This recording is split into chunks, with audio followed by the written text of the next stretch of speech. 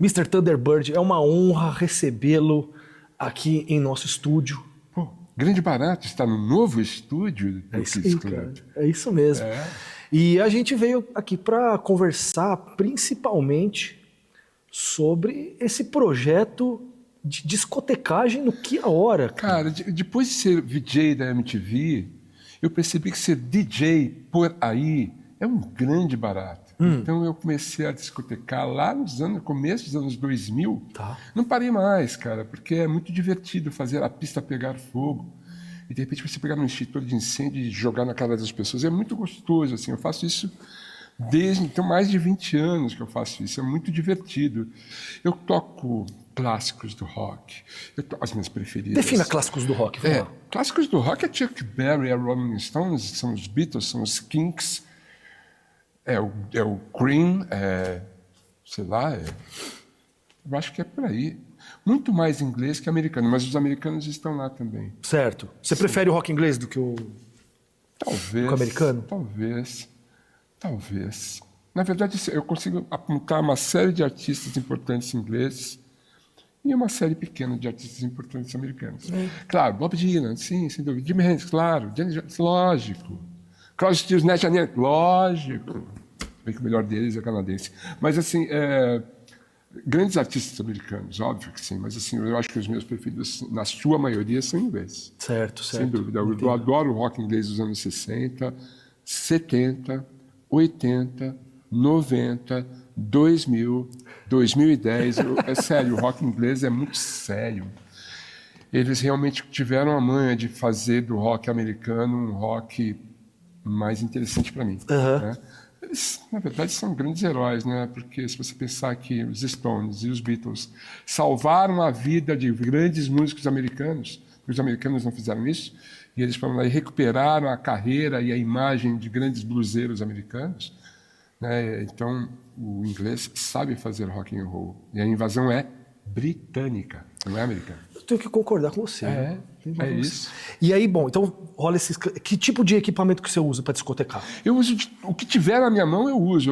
Eu uso vinil, se for o caso, eu uso CD, eu uso central de computador, eu uso o meu iPad, eu uso meu telefone, eu uso o que tiver. Pô, que legal. O que eu quero é fazer a pista receber uma carga cultural, musical, que eu considero relevante. E a recepção? Eu acho bem bacana, cara. Costumo fazer sucesso. É mesmo? As pessoas se interessam. Mesmo músicas desconhecidas, que não são grandes hits, as pessoas depois vêm falar comigo. Aquele som lá, hein? O que era aquilo? Não, aquilo ali, meu, tinha uma banda chamada Traffic. Muito interessante, não é verdade? Pois é, então, um baterista veio morar no Brasil. Aí a gente conta uma historinha. As pessoas, elas têm essa curiosidade. Elas não querem ouvir só grandes sucessos. Querem ouvir uma coisa diferente. Tem gente que fica com aquele Shazam para pegar as músicas. Sim, que bacana. Eu acho isso bacana. E você tem um setlist já pré-definido ou vai na hora? Eu tenho Você várias playlists, e aí eu pego essas playlists e faço uma conjunção entre elas. Eu preparo playlists antes, lógico, e assim, tipo 4 ou 5, e daí para fazer uma mixagem, né, entre 2 ou 3 playlists. Eu tenho um projeto que chama História Ilustrada do Rock Brasileiro. No ano passado tocamos dezenas de vezes, tanto em São Paulo como fora de São Paulo. Eu conto a história do rock brasileiro desde os anos 60 até os anos 2010, fazendo uma ilustração musical mesmo. Então, assim, Roberto Carlos, Rony Von, Mutantes, Rita Lee, Raul Seixas, Arnaldo Batista, blá, blá, blá. Chega nos 80. 80 é foda, os anos 80 são... É a sua década preferida?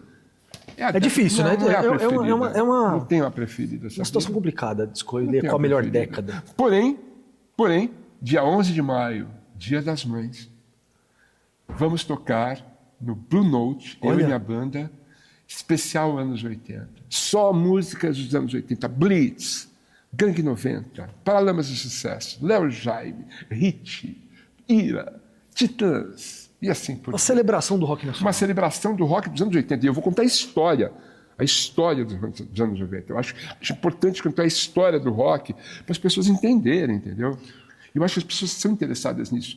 Eu estou escrevendo um livro sobre o disco Cabeça Dinossauro dos Titãs. Na minha opinião, o melhor disco do Titãs. Você sabe que foi o primeiro vinil que eu comprei na minha vida. É? Com o meu E dinheirinho. não é foda esse disco? Nossa senhora, Esse disco é mudou a minha incrível. vida. Todas as músicas são incríveis. Eu lembro do lançamento do disco, que assim, imediatamente começou a tocar as músicas no rádio, e eu fui no lançamento desse disco no Aramaçã, lá em Santo André.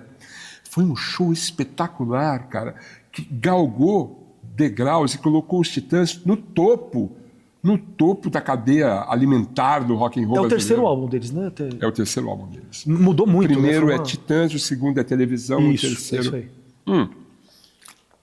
E é interessantíssimo escrever sobre esse disco, porque você começa a pegar as referências deles, a influência do Liminha na produção. Liminha realmente mergulhou com a banda nesse disco. E como eles estavam ávidos para mudar o rumo da banda, porque a banda era uma banda de New Wave. Sim. Os Titãs era New Wave, cara. A televisão é New Wave. Sônia Firailha é New Wave, cara. Pule, Dona Nenê é New Wave. De repente eles falam assim, não, cara, é Estado violência. Pós-punk. Vamos ser pesados e agressivos. E eles vieram com um disco foda. Tem uma música da televisão que anuncia esse disco. Massacre. É verdade. Que inclusive Essa tem no música Go Back. Essa música fecha o televisão. E ali é o Sérgio Brito dando um recado, olha, vocês não pedem por esperar, o próximo disco vai ser foda. E assim aconteceu. Brasil, Aldeia Global. Exatamente. Que legal. O Massacre é um puta som. Eu adoro essa música. E daí vem o Cabeça de Dinossauro, e daí eles se reposicionam no mercado fonográfico brasileiro como a banda top do Brasil. E aí é só sucessos. O próximo disco, Jesus Não Tem Dentes, é foda. O Black Cibron é foda. E assim por Titanomaquia. Aí os caras ficam pesados e contundentes. Mas é o Cabeça de Dinossauro que dá o início a isso. Imagina, eu tô chafurdando no rock and roll, assim, todo dia escrevo um parágrafo ou dois e vai ser lindo esse livro. E pelo ponto de vista, você passou por isso, né? Você conviveu bastante, né? Então, eu vi o início dos Titãs, muito legal. né? Eu vi um show no começo da banda, a banda não tinha disco, um show no Centro Cultural São Paulo. Eles não sabiam nem tocar direito, é sério. Eles tinham alguns tinham uma experiência, né? Acho que o Fromer já tinha uma outra banda. Mas assim, a maioria deles não tinha uma experiência como músicos, né? O Arnaldo Antunes e o Paulo Miklos tinham um trabalho paralelo com o José Roberto Aguilar, a banda Performática. Tá. Mas não tinham lançado o disco ainda, só lançaram depois. Quando chegaram os Titãs, eu lembro que nesse show do Centro Cultural São Paulo, a música que mais me chamou a atenção é que eles fizeram uma cover de uma música do comercial do Dededrim. Olha. Lembra? Dededrim. Aquela do Neném? Nessa festa, preciso pôr o fim. Vou chamar. Eles cantaram essa música. Eu falei, cara, esses caras estão zoando com a nossa cara. Eles são punks, mas são engraçados. Eu achei aquilo muito foda, assim. Imagino. Era uma banda para dançar, se divertir. Era uma banda bem humorada, né? Mas no Cabeça de Dinossauro eles falaram muito sério, cara. Era muito sério. Os papos ali. No ano de 86 foi um ano muito sério pra música, porque ali saiu dois exatamente, perfeito. É um puta disco, cara. É foda. Saiu Vivendo e Não Aprendendo, do Ira, o segundo disco do Ira. Rádio Pirata do RPM. Rádio Pirata de 86. Acho que o preto. Longe demais das capitais, os engenheiros lá de 86. Teve concreto já rachou foi 85, né? Acho que foi antes. Porque estão fazendo 40 anos agora do disco. Não tenho certeza. Porque estão fazendo 40 anos agora. Então foi 85. Mas esse 85 e 86 foi absurdo. Em 85 saiu o Televisão, 85 saiu o primeiro disco do Ira, Mudança de Comportamento, que é foda, o melhor disco do Ira, na minha opinião. É o melhor disco. O Capital Inicial, o primeiro disco. Primeiro disco dos Garotos Podres. Exatamente. Mais podres do que nunca. Eu sei também, eu lembro muito dos selinhos da Hi-Fi. Claro, eu comprava disco de Hi-Fi. Ganhava que nem pizza. Você comprava 10 e ganhava 10 e ganhava um disco. É isso mesmo. Eu tinha um hábito assim que, não era a coisa mais legal do mundo, mas eu fazia isso e eles deixavam. Eu saía do colégio, eu estudava na Paulista, e eu ia até o shopping em Ibirapuera para ir na Hi-Fi, pegar uma pilha de discos e ir para a cabininha ficar ouvindo os discos. Puxa, é verdade. Eu não tinha grana para comprar os discos que eu queria, então eu fazia isso. E foi na Hi-Fi, nas cabininhas da Hi-Fi, por exemplo, que eu descobri The Police. Olha só. Foi ali. O primeiro disco, o segundo, o terceiro. Indo nas cabininhas da Hi-Fi, botava o fone. Daí eu chegava na loja e ficava assim, veio ouvir disco, né? Eu assim, dizia assim, tá, tudo bem, vai lá, tudo bem. Porque os discos eu comprava na Merci Discos, lá de Rude Ramos. Rude Ramos. Sim, Rude Ramos, sou de lá, né? Eu estudei na Mauá. Você tá brincando? E eu morava atrás do Córrego dos Meninos. É mesmo? Quando vinha enchente, a gente colocava tudo pra cima do... Claro, você morava no Pombal? Era na curvinha que tinha, bem atrás do rio mesmo. Pertinho da faculdade, perto do isso. Centro e Castilho. Claro, lógico, exatamente. Morei muitos anos em Rude Ramos, adorava morar em Rude Ramos. Bacana. Você fez metodista? Fiz não? metodista, então exatamente. nós éramos praticamente colegas de É república. verdade. Pô, a Mauá, é verdade. Meu primeiro consultório foi do lado da Mauá. Quando você atravessava de Rude Ramos para São Caetano, passava pela Mauá do lado direito. Isso. Cemitério do lado direito. Do lado esquerdo de uma farmácia e descendo a ruinha era o meu consultório. Olha só. Então você foram 8 anos de profissão, é isso? Eu comecei a trabalhar no terceiro ano da faculdade. Eu sei que isso é irregular, mas assim, o Diese me deixava fazer isso. Eu ia lá e trabalhava.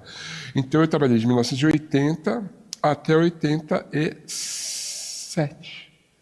Então foram 7 anos. E mesmo em paralelo vivendo música? Não, na verdade, a primeira banda mesmo, de verdade, foi em 85. Eu montei o Aerosol. Durou poucos meses, porque nós éramos muito loucos e a banda durou pouco tempo, mas foi muito interessante, muito importante para mim, porque o Aerosol falou assim, pô, eu posso ter uma banda. Eu não tinha instrumento, não tinha contrabaixo, então eu usava um baixo emprestado, era um baixo felpa horrível, com escala de guitarra que você não podia usar a corda Mi porque ela caía fora do braço, tinha um arco-íris no braço, era horrível. Mas a gente fazia um som, cara, na garagem da minha casa. Era um rock de garagem mesmo. As vizinhas ficavam em cima do muro assistindo a gente era o artista da rua. E daí a gente começou a fazer show. E daí, assim, quando o Aerosol acabou, eu falei, não vou parar. Daí montei os Neocínicos, durou alguns meses também, e rapidamente a gente montou os Devotos, ali no começo de 86. A estreia foi na Semana Santa, por isso o nome. Devotos. Que legal. E daí de lá para cá, o rock and roll, né? Devotos está fazendo 39 anos. Vamos relançar pela Monstro Discos. Vai sair sábado. Olha. Sábado agora. Vai sair o primeiro disco dos Devotos em vinil. Colorido? Aquela capa, cor de abóbora. Ah, que sensacional. E a capa dupla, com uma puta foto do Rui Mendes dentro, encarte, com letras. Vai ser lindo. Monstro Discos, obrigado. Esse disco, putz, as pessoas me cobravam tanto esse disco porque ele virou raridade, né, cara? Então, na internet, pagar 300 contos num CD é foda. É complicado mesmo. Um vinil, então, nem se fala. Se alguém aí em casa tem uma fita cassete, porque a gente lançou em fita cassete, isso é a coisa mais rara do mundo. Guarda, e depois vende no eBay daqui a 5 anos por $1 milhão. Rapaz! Mas aí a Monstro vai vender... dá para comprar esse disco nos shows dos Devotos e pela Monstro Discos. Grande relançamento da Monstro Discos, do primeiro disco dos Devotos. Devotos a quem? Que legal, cara. Sim, escuta, você sofre, de certa forma, com o streaming? Não? Você acha legal? Eu acho que é o jeito. O streaming televisivo. Não, eu explico por quê. O de som também. O de som, porque assim, na nossa época, era muito legal você consumir o álbum todo, né? Você comprava qualquer das mídias lá, cassete, CD, o LP, né? E você consumia o álbum todo, você pegava o conceito. Hoje em dia tá muito assim, imediatista, né? O que acontece hoje é que assim, na minha adolescência, que é a fase que você tá mais, né? Esponja. Isso. Eu comprava os LPs. E dentro dos LPs tinha a ficha técnica. E as letras. Então eu sei tudo do Yes. Eu sei tudo do Yes. Dessa fase, a melhor fase do Yes, do primeiro disco até o Relayer, eu sei tudo do Yes, as formações, eu sei as letras, eu sei os arranjos. Eu queria dar uma canja com a Yes Songs, a banda Yes Songs faz cover do Yes. A gente combinou de fazer, não vou poder porque eu vou fazer um show no mesmo dia, mas ainda quero fazer isso. Que bacana, que eu amo o Yes. E assim, nessa época você abria os álbuns e lá tinha as fichas técnicas. Ed Offord era o engenheiro de som deles. Eu sei disso porque eu lia, porque eu ficava com a capa na mão ouvindo o disco. E assim, os discos nacionais geralmente eram lançamentos menos luxuosos, não tinha as letras. Você ficava adivinhando as letras. Mas ele estava mais fácil. Mas os discos do Rick Wakeman, meu grande herói da adolescência, inclusive que usava capa, era um herói que usava capa, e ele voava nos teclados. Os discos dele no Brasil lançados com álbuns gigantes, com as folhas todas, álbuns muito luxuosos, com encartes incríveis, com as letras, sei todas as letras de Rei Arthur, de Viagem ao Centro da Terra. Então, assim, eu me ligava nas fichas técnicas. Aquela foto do interior do álbum Seis Esposas do Henrique VIII, do Rick Wakeman, eu ficava olhando aquela foto, vendo aqueles teclados todos. Olha, harpsichord, olha, Minimoog. Nossa, ele tem 3 Minimoogs, uau! Era uma coisa que, assim, você tinha uma intimidade com o álbum. Com o CD, ficou mais difícil. Porque é muito pequeno, então assim, dá um pouco de preguiça de ficar olhando aquela folhinha. E às vezes o CD nacional ele vinha com uma qualidade inferior, não tinha encarte, não era coloridinho. É difícil colocar as letras ali, porque é um papelzinho desse tamanho. Mas era foda quando você abria e era só aquele papelzinho. Mas mesmo assim eu ficava lendo, né? Hoje no streaming, né, nas plataformas digitais, você não tem essa informação. Então assim, quem vai saber quem tocou naquele álbum, quem é o guitarrista do Tame Impala e tal, é quem for atrás. Sim. Vai ter que ir na internet pesquisar. Então o fanático, ele vai ter acesso. Certo. O não fanático vai passar batido. E assim, tem pessoas que se perdem no Spotify, no Deezer, por causa do randômico. Então termina uma música e automaticamente vai para outra, e para outra, e para outra, e para outra. Tem um lado bom que você vai conhecendo mais artistas, mas tem um lado ruim que você não para ver que é o nome daquele artista, que álbum que é, de onde que esse cara veio, entendeu? As pessoas se perderam lá e nunca mais foram achadas. É verdade. É verdade. Tipo o Triângulo das Bermudas. É verdade. Então, assim, eu acho legal, eu gosto do streaming porque ele é muito prático, na verdade. Eu uso minhas músicas dos Devotos, meu disco solo, discos do Júpiter, tá tudo lá no Spotify, Deezer, todas as plataformas. Mas as informações são reduzidas ali. Então eu vou para a academia, eu tenho feito academia. Aí sim. Desculpa, tá? Mas eu tenho ido na academia, então eu coloco os fones de ouvido e fico ouvindo. E é o Spotify que está comigo. Não é mais o Discman. Pois é. Né? Então, assim, esse tem um lado prático também. Com certeza. Mas, assim, as pessoas que são muito afim de música, que querem saber mais, que são interessadas no conteúdo, em se interagir com a obra, elas vão atrás. E no Google elas vão achar todas as informações possíveis. E, eventualmente, poder comprar um álbum dos Devotos na sua Aparecida e ver lá o encarte, com a ficha técnica, a história das músicas. Fiquei curioso com esse álbum aí. Os autores. Né? Isso é legal. Mas assim, a pessoa que tiver interesse mesmo, né? Claro. A música é isso, né? A música sempre foi isso. Teve gente no passado, quando tinha os álbuns, que não comprava disco. Ouvia as músicas que tocavam na televisão ou no rádio. Não iam atrás, entendeu? E hoje em dia talvez seja quase a mesma coisa. Então as pessoas que assistiam os Titãs no Chacrinha não necessariamente compravam os discos. Sim, sim. Ouviam lá no Chacrinha, achavam interessante. Sinífera Ilha, engraçado e tal.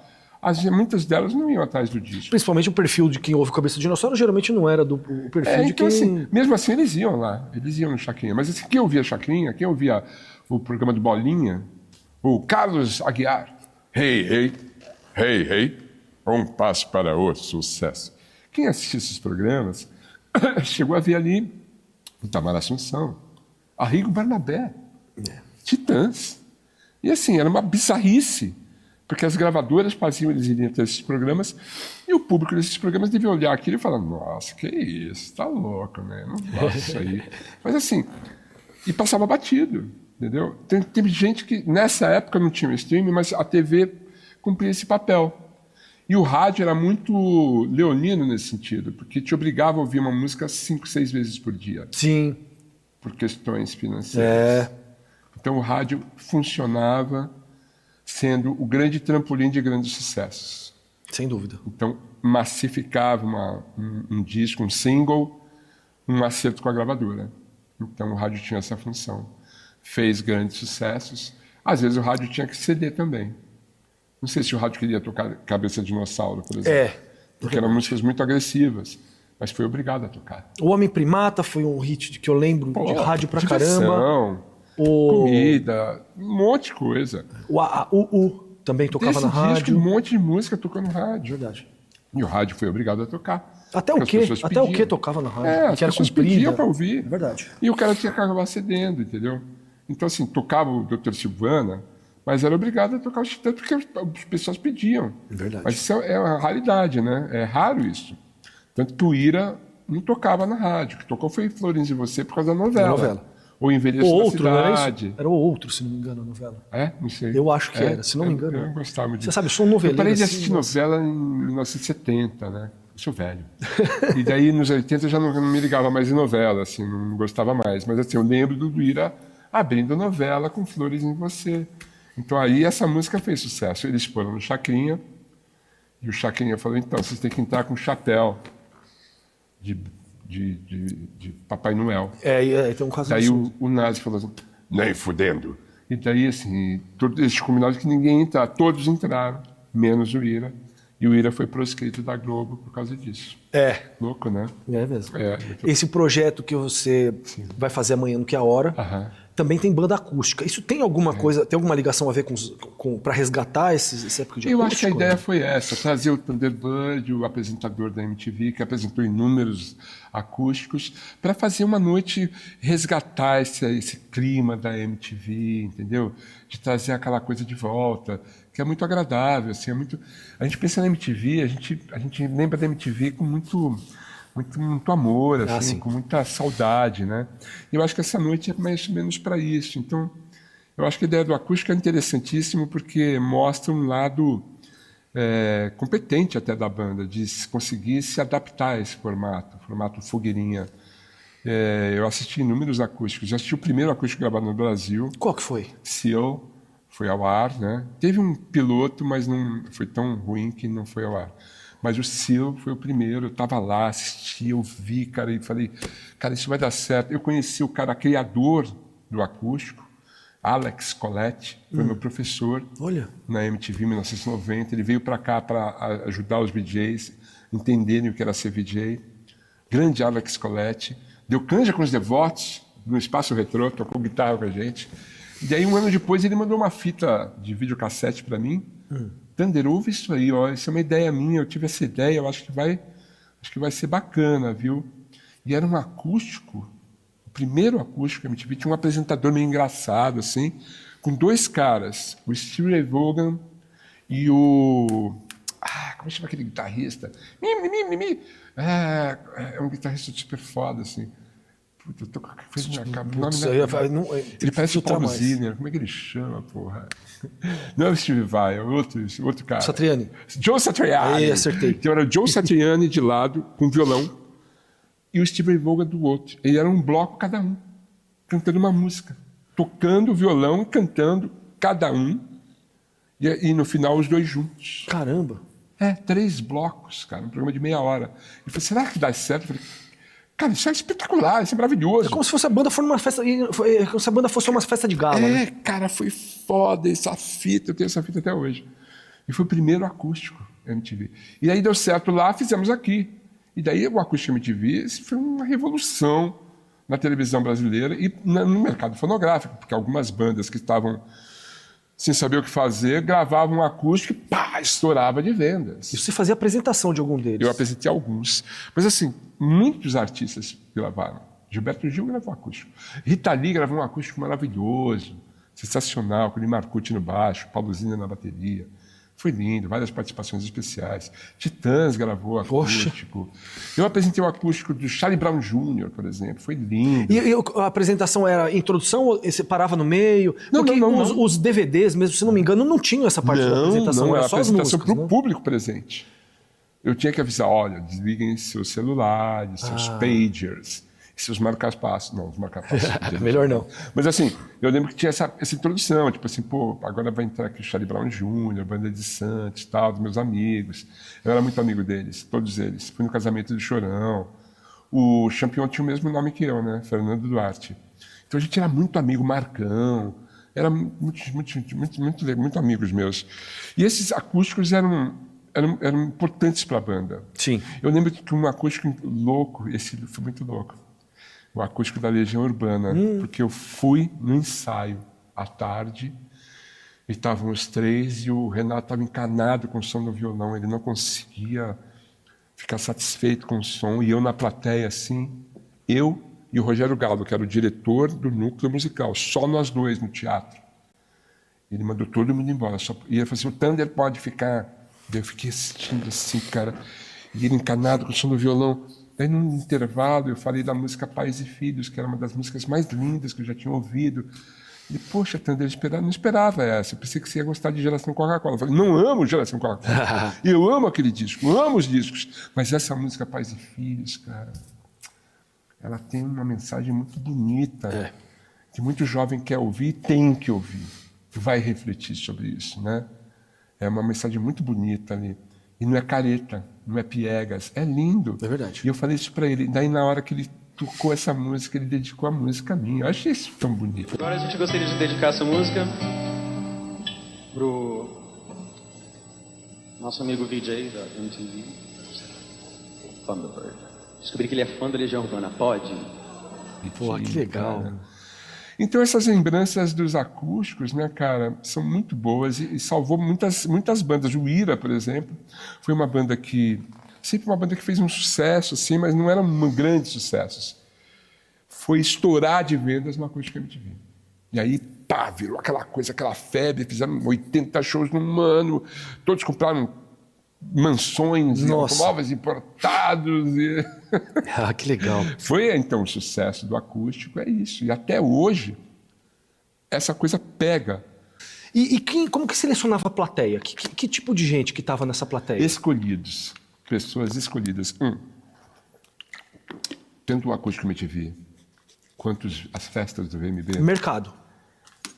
Cara, os acústicos eram assim, ó, os patrocinadores tinham uma cota, os amigos da banda tinham uma cota, e a MTV escolhia pessoas para ir nas gravações. Presidente do fã-clube, sabe assim? E assim, algumas pessoas importantes para estar na plateia. Sempre tinha umas pessoas relevantes, jornalistas, músicos, que nem as festas do VMB. Aliás, né? isso era um dos mais concorridos. Era muito concorrido, cara. Porque você nem me chamou naquela época, Thunder. Não, porque eu não tinha vou esquecer disso. Eu não tinha acesso. Quem escolhia era uma pessoa lá, que eu chamava de Antônio Carlos Magalhães, da MTV. Caramba. Ela que escolhia, assim, não, essa pessoa assim, não, essa pessoa não, essa sim, essa não. Enfim. E daí, assim, os convites para o VMB eram foda. Você recebia uma bolsa cheia de presentes. E daí você falava, caralho, que foda. E você usava aquela bolsa o ano inteiro. Tipo, eu fui no VMB. E daí chegava no VMB, era primeiro a apresentação do VMB, aquela foda, grandes artistas ali performando. E depois a festa. A festa, meu amigo. Nossa, era imagina. Uma coisa nababesca, assim, era uma coisa faraônica, muito louca. Todo mundo queria ir na festa. Farta distribuição de bebidas de alta qualidade. Alto consumo de drogas, escândalos sexuais, era uma coisa absurda. As festas do VMB eram muito concorridas, assim, iam até a madrugada dentro. Eu lembro de grandes festas ali, viu? Eu não lembro quantas edições teve, você lembra mais ou menos? Inúmeras edições, desde 1990. O prêmio no VMB foi em 1995, eu acho. Tá. Quem apresentou foi a Marisa Hort, eu acho. Tá. Foi o do Caetano? Do MTV? Não. Caetano foi em 99, 8. Não, 99, eu acho. 99? Não lembro. Mas eu fui em alguns, época, não fui em todos os VMBs, eu fui em alguns. Em 96 eu fui, porque eu tinha voltado da Globo para a MTV. Lembro que eu fui. Foi engraçado esse VMB, porque eu estava na plateia, o pessoal do Rapa estava comigo. Tá. E, assim, eu tinha uma simpatia pelo Rapa. E daí eles estavam concorrendo, cara, ao VMB, mas na categoria rap. Eu não achava que eles eram rap. E daí eu lembro que eles todos diziam assim, e aí, Thunder, quem vai ganhar o prêmio de rap? Eu assim, Taíde. Eles, porra, Thunder, porra, isso é bairrismo. Eu disse, não, cara, o Taíde é do rap. Fazia mais sentido mesmo. Foi muito louco esse dia. E assim, os VMBs sempre tinham uma história muito louca, assim. Eu lembro do VMB de 2010, um ano antes de eu voltar pela última vez para o MTV, eu fui apresentar um prêmio junto com a Sabrina Parlatore. Sim. Grande Sabrina. Poxa. Cantora, hein? cantou com a banda dos BJs, agora na banda dos BJs, no Blue Note comigo. Ela, a Marina Persson e a Luísa Micheletti, foi tão lindo e ela canta divinamente. Daí eu e Sabrina apresentando o prêmio, assim e tal, né? E eu lembro que eu estava na plateia esperando a minha hora de subir. E na hora que me chamaram, eu estava na plateia, eu levantei e me desequilibrei e apoiei em cima do moicano do Neymar, cara. Eu amassei o moicano do Neymar. Nossa! Bicho. Acho que ele nunca me perdoou por isso. Será? Né? Não sei se ficou meio torto. Sei que foi foda. Quem estava atrás de mim era um cara dos cacetas. Deu Hélio. O Hélio de la Penha rachou o bico. Mas foi sem querer, tá, Neymar? Não foi de propósito. Mas assim, aconteciam umas coisas loucas. Eu lembro que eu estava com a Sabrina Palatora, né? Daí eu saí do palco e eu dei de cara com a Sabrina Sato. E ela olhou para mim e falou assim, Thunder! Eu falei, não! Eu me apaixonei na hora. Me apaixonei pela Sabrina Sato. Na hora. Eu fiquei hipnotizado por aqueles olhinhos lindos. E ela assim, Thunder! Eu falei, puta, cara, Sabrina, olha, linda, né? Linda, estonteante, né? Grandes mulheres lindas na MTV. Ellen Jabbour. Ellen Jabbour tem um poder, ela é uma sereia, né? Sabe disso? Não. Ellen Jabbour é uma bom corte. Manda. Esse. Ellen Jabbour é uma sereia. Ela tem o canto da sereia. Então, assim, mas ela hipnotiza os homens com os olhos. E eu lembro que assim, ela olha para você e fala assim, oi, Thunder, tudo bem? Assim, nossa, uau. E você começa... Daquela... De repente, ela fala assim, então, puxa, eu sei que você gosta de rock, eu também gosto, assim. Ela gosta de rock. Nossa, assim, aí... E ela é alta, ela é linda. Quando você vê, 15 minutos depois, você está apaixonado por ela. A Ellen Jabbour tem esse poder. Outra que tem um poder, Fernanda Lima. Fernanda Lima, bicho.